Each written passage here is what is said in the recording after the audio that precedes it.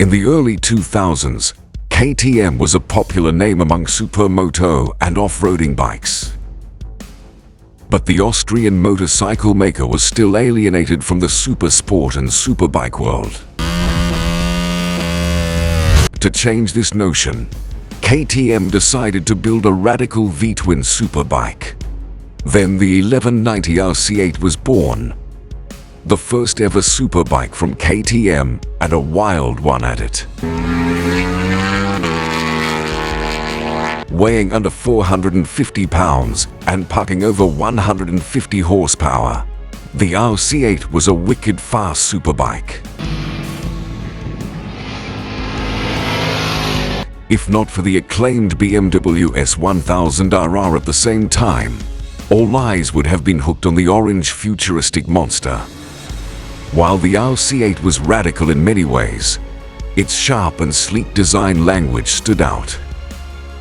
If you look at a 2008 KTM RC8, it still looks like a concept motorcycle brewing for 2025. But today, this rare KTM has gained a cult classic status, and used 1190 RC8s sell for huge money.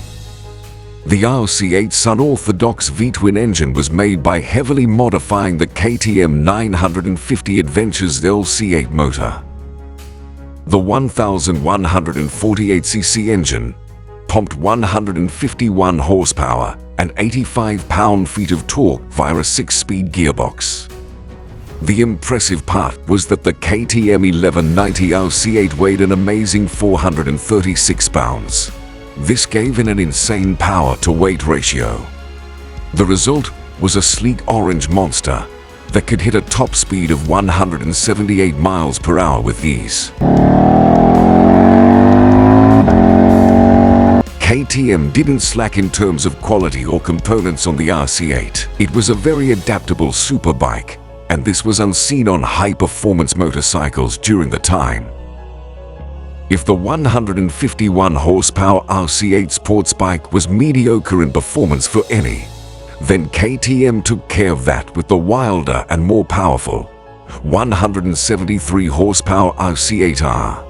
The R model gets a smoother engine with a more responsive nature. The torque increased by 5 pound-feet, and the weight was reduced by 11 pounds. This version of KTM's first ever superbike epitomized madness with a top speed of 186 miles per hour. However, design was the KTM RC8's most radical aspect. It was borderline scandalous because there was not a single curve in sight. If you stuck on a few sponsor stickers, you would confuse it for a track-only monster. The RC8 was an impressive motorcycle, but the 2008 launch of the BMW S1000RR ate into its limelight. This resulted in dwindling sales of the KTM Superbike. Couple that with the aftermath of the 2008 financial crisis and a dwindling superbike segment, KTM was forced to choose between a superbike and an entry-level machine. Sadly, they chose the latter, which was the final nail in the RC8's coffin. The RC8 and the RC8R were produced for very few years, and it is speculated that not more than 2,000 units were made. This makes it a very rare KTM. After a long hiatus, KTM has finally delved into the world of supersport with the wicked new RC8C.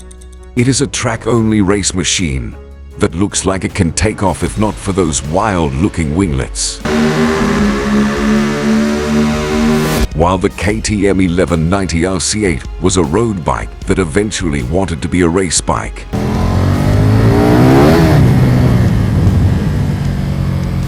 the 2023 RC8C is a thorough race bike. The new RC8C might be cool, but it being a track-only monster is a bummer for many. But KTM might be cooking a surprise, as an all-new KTM IC 990 is just around the corner. It is expected to pack a redesigned LC8C motor in a wilder and more aggressive tune than the KTM 890 Duke lineup. And after 15 long years, we are finally getting a new KTM Superbike.